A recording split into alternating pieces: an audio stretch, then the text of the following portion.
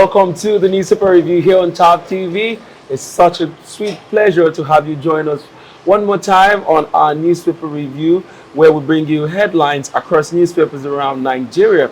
If this is the first time you're seeing this video, please do well to subscribe to this channel so you stay connected to all our interesting programs here on Top TV. But for this, program, we'll be bringing you the headlines in a very short while. But first, let me introduce my guest with me here on the program, Victor Sioko. You're welcome. Thank you, sir. How you doing? I am doing very well, thank you. And together, we're going to go through the headlines. But you can also be a part of this by dropping your comments and the reactions on the comment section, all right? So, but first, don't forget to subscribe. Let's see what the headlines are saying right now. We'll begin with This Day newspaper for today, the 14th of April, 2023. My name is William Sabule. All right, we'll go straight to the headlines there. It says, federal government cedes exclusive custody of returned Benin artifacts to Oba of Benin. All right, I'll take that again. It says, federal government cedes exclusive custody of returned Benin artifacts to Oba of Benin. Decision ends tussle between monarch, Edo governor. All right, so get details of that from page 5 of This Day newspaper. Moving on to other headlines here, as you see, Tinubu, Biden, El Anutsi, King Charles make Times 100 most influential people in 2023. That's a very interesting one. As we see our president-elect, Bola Ahmed Tinubu, making it to be one of Times 100 most influential men. Details you find on page 5 of This Day newspaper. Moving down, what you see here, ahead of rerun polls, IG deploys personnel logistics in 24 states. Atiku drums support for Adamawa Governor Fintiri Party. PDP APC supporters demand credible polls in Adamawa. We move on to the main headline here on This Day. It says, Tinubu, Atiku, PDP's petitions, gross abuse of judicial process. Tinubu, Atiku, PDP's petitions, gross abuse of judicial process, says ex-VP's candidacy balkanized, affected his party's fortunes, dismisses him as a serial loser, recalls his many electoral losses. Atiku's aid on $460,000 forfeiture. You can't outrun your past. All right, that must be the response to Bola Ahmed Tinubu. All right, let's move on to some of the headlines here. Let's take on the headlines concerning the reruns of the elections. Well, if you're watching and you're hearing this, I'm sure you're thinking the elections are over, but we are back with the reruns. Yes, back then at the general elections, there were some postponed elections, and those elections will be holding this weekend. So, of course, we have those reruns holding in about 24 states. So if it's happening close to you, please do well to also participate. It will help your preferred candidates to seal their victory, or of course have a stake in court. All right, let's have you have your take in that story. Well, the mood is down. The mood is down for Nigerians out there. So you ask the question, how will they be able to go out and vote tomorrow? Mr. Bule, it's a very difficult situation right now. Like you mentioned, 24 states. That's so much. But if you check on the media, you find that even the media don't feel okay in publicizing the news, because both the media, the people are just down. And a lot of people may have moved on from that election. Exactly. Plus all the drama that ensued then. So they must have moved on, going back to go and cast any vote at this time. I wonder if INEC is going to record voter turnout, if they are going to have any significant number of voter turnout, because we also already know that winners have already been declared.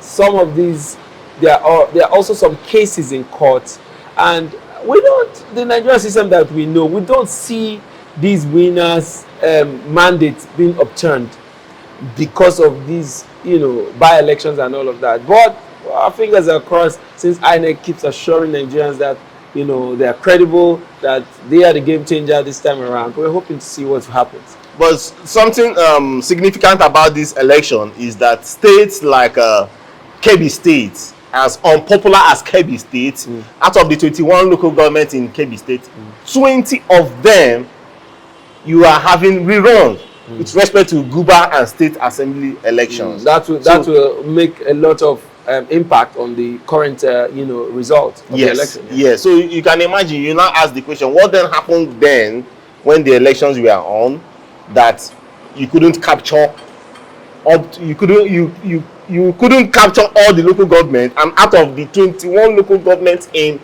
the state, 20 will be having a rerun.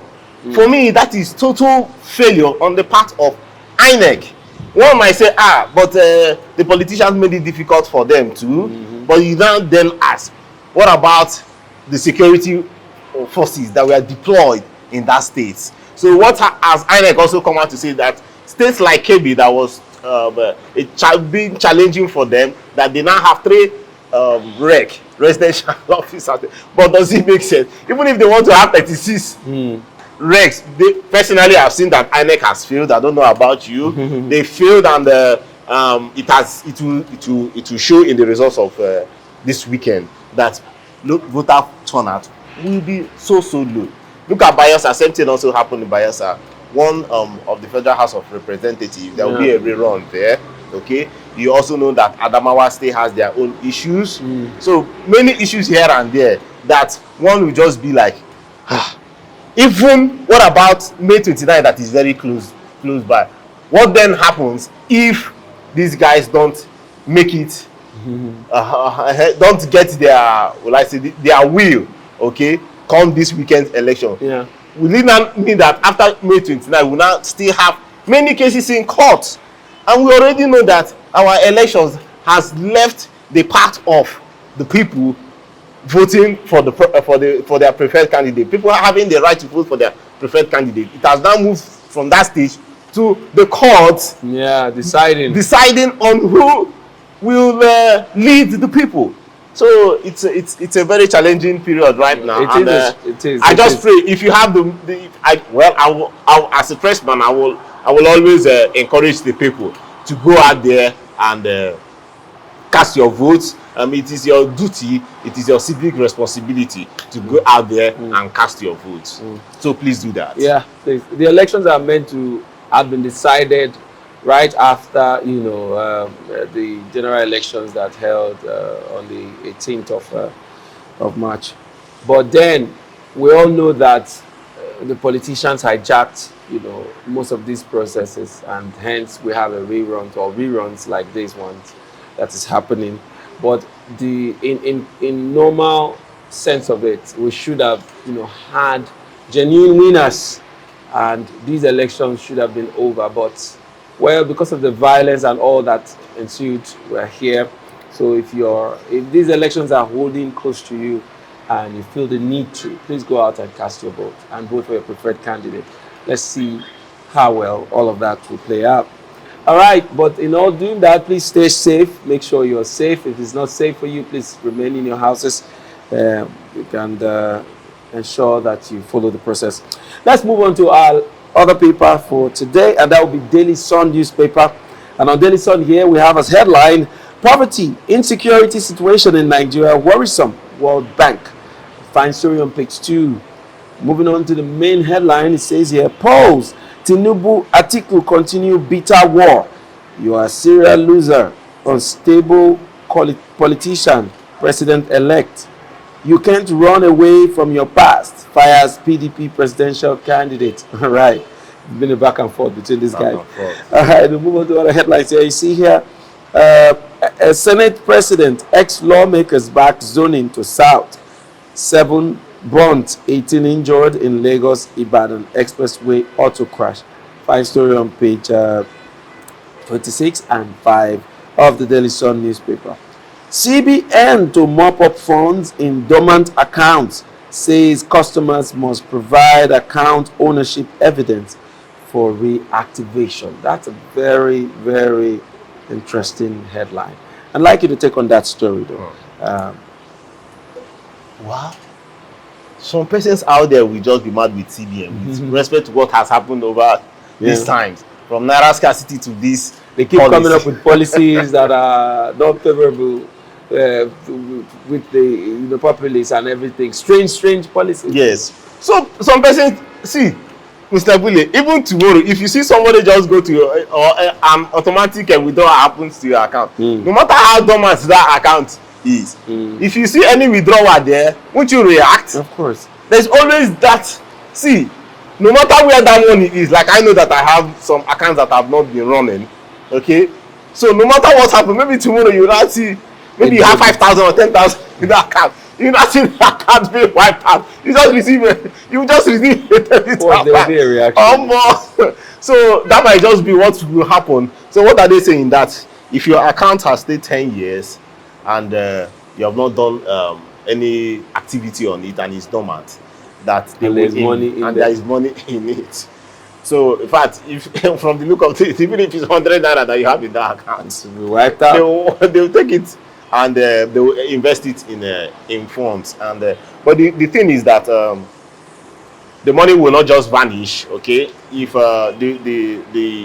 their proposal is if it goes right and there are profits made out of investing it in such funds, the money will be returned back to you. But the condition there is that you must be able to show strong evidence that that account belongs to you. I wonder what they mean by strong evidence, though. And then people leave these monies or leave money in their accounts for various reasons. And why do I feel like it's an infringement of their rights to keeping their money for as long as they want? Because I don't know. Why does the CBN feel they have the right to take people's money without approval from them? Because according to them, that's been there for way too long, maybe 10 years or whatsoever. But I just feel they should review that properly so that they don't run into a lot of legal cases, because that will really come up. You'll find out that people that know that, okay, I have just maybe 10,000 naira there and been there for many years, I don't think I need it. If CBN touches that money, suddenly that money will become 10 million to them and they want to drag CBN to court for infringement of their rights. But let me also tell you, Mr. Bule, that some of these monies that they are also mentioning, mind you that Nigeria is a corrupt country. Okay. A corrupt country whereby some people do some shady deals. Let me give you an example. Some government official will meet strangers or meet friends, good friends and strangers, will meet them and tell them, see, I'm opening an account with your name. I'm opening a company with your name. What do they do in many cases too? They go out there, open the company name with those persons' name so that they can use that company to bid for contracts. Okay? What they do is when it's time for awarding of the contract, they award the contract to themselves.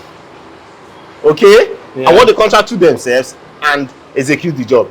Now, in some cases too, there might just be issues of greed or disagreement of sharing money. Where I'm just painting a scenario here.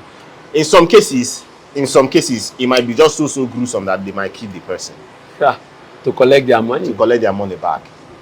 Okay? And when sometimes they go to that is why Nigeria, we need not just our institutions, we still need those persons that can man the gates of our institution. Because there are some banks out there that no matter how you want to bribe them in collecting money from an account that they will never. They don't go against the principles. They don't.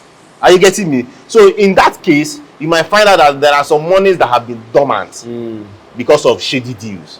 Be it bad account, how will I call it? Bad account, bad contract awarding or fraudulent awarding of contracts, or even drug monies can be hanging because of clearance. And other monies, like maybe as a result of somebody dying and not, letting his family know that, okay, there's money in his account. Because those cases are very common where people die, maybe the breadwinner of the family dies, and the wife or siblings does not know how to access whatever monies he has in the bank. And those monies just remain there in those accounts. Sometimes they've been wiped out by, bank managers and all of that, account officers.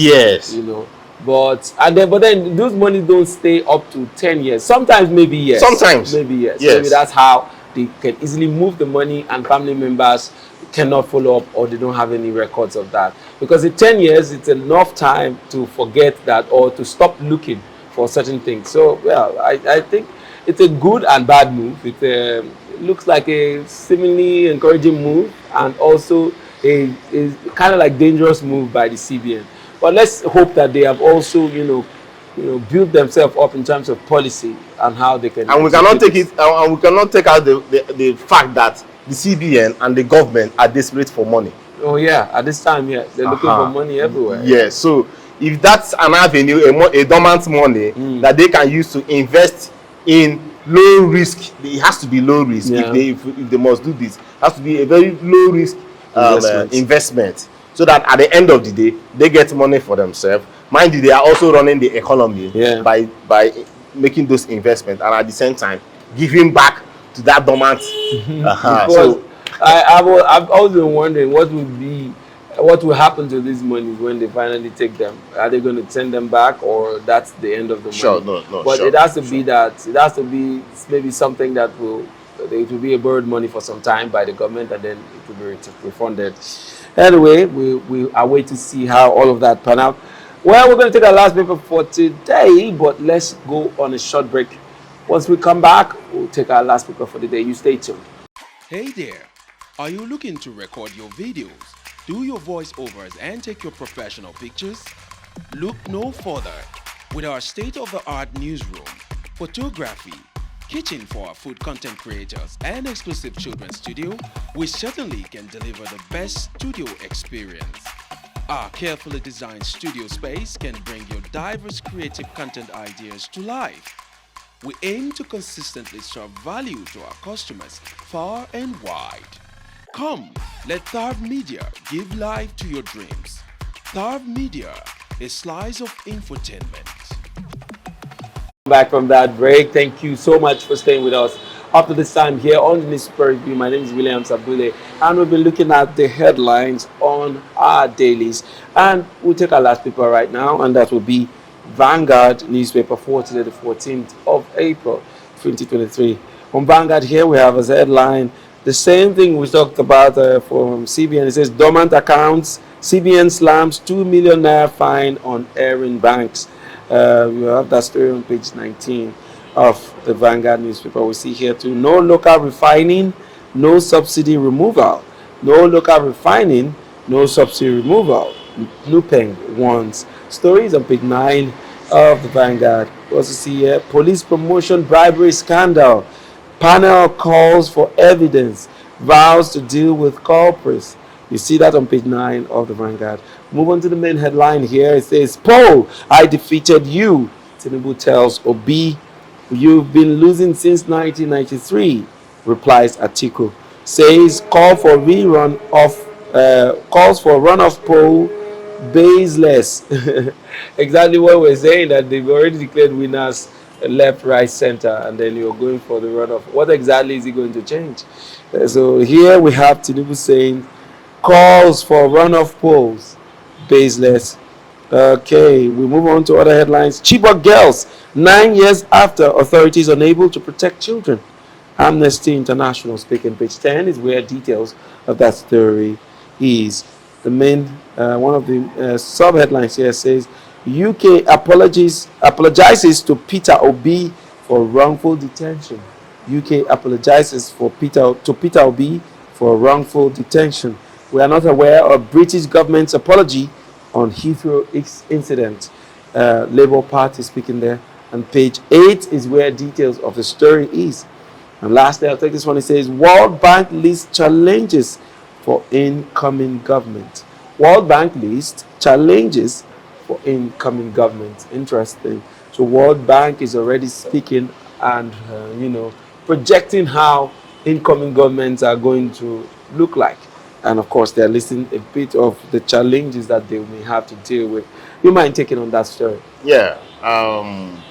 So, by the numbers, the World Bank is saying that the growth rate of Nigeria cannot be sustained. Okay. If the new government will not do something drastic and efficient. Okay, so what are the challenges that they are putting out there? The challenge of forex. Okay, that it is so difficult for Nigeria. Nigerians are not happy that they have two means of getting forex through the bank, which is very minute nowadays, then the black market, and that the difference is just way too high for people to survive with those numbers. So why would I be going, like for USD, going to get USD for let's say 780 from the black market, then the bank's about 4 something? Okay, what a wide, almost 100% wide gap. And how will the economy run when even the banks don't have enough forex? Okay, so even they've reduced, even if you want to buy, okay, let me just tell our viewers, even if you want to buy some product outside the shores of this country, mind you, yes, we have some manufacturing companies here, but many raw materials and equipment are being imported. So in a case whereby this, let's say Mr. Okom wants to import some products outside the shores of this country, nowadays, do you know that the bills or the Form A's, that's Form A, that's the means where they do this transaction with the CBN. It's called Form A. Form A Form A for students rather. Form M and Form Q for businesses. Okay. Now, do you know that the benchmark of funds that they placed on both Form A, Form M, and Form Q, that the banks nowadays cannot sustain them any longer? That for Form A, you can only send out $3,000. So if you have a school fees that you want to pay, let's say $20,000, you can only be giving $3,000 worth of Form A right now. Meaning the rest you will go to the black market to sort it out. Okay, and even in many cases, that even that 3,000 now, you need to go and pray to your God, and then watch whether during the 3 months quarter, that's the 3 months, whether that money will be approved. So there are strong issues about forex in this country. We're not talking about forex here, but let me just keep that aside.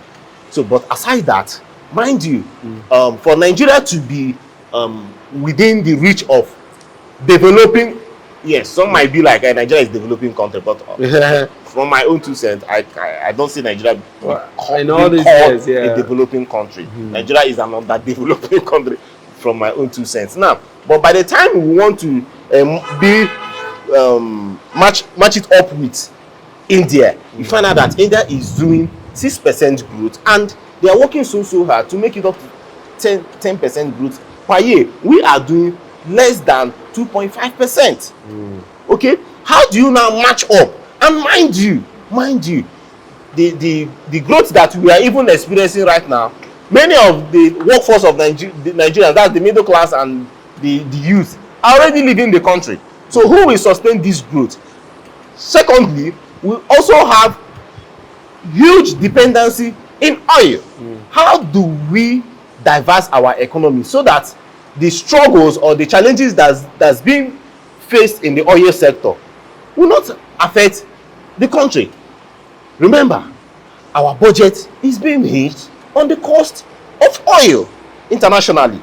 So in a case whereby this Russia war too, and other issues here and there, what if COVID happens again, or another disaster, heavy disaster or epidemic happens again, Nigeria will go back to crawling more on their needs. So these are the challenges they are coming out to say. If the new government does not take care of these issues, it will be so tough for them to carry through in the next 4 or 8 years. I'm sure that will mean that we are a country that is working without a plan B.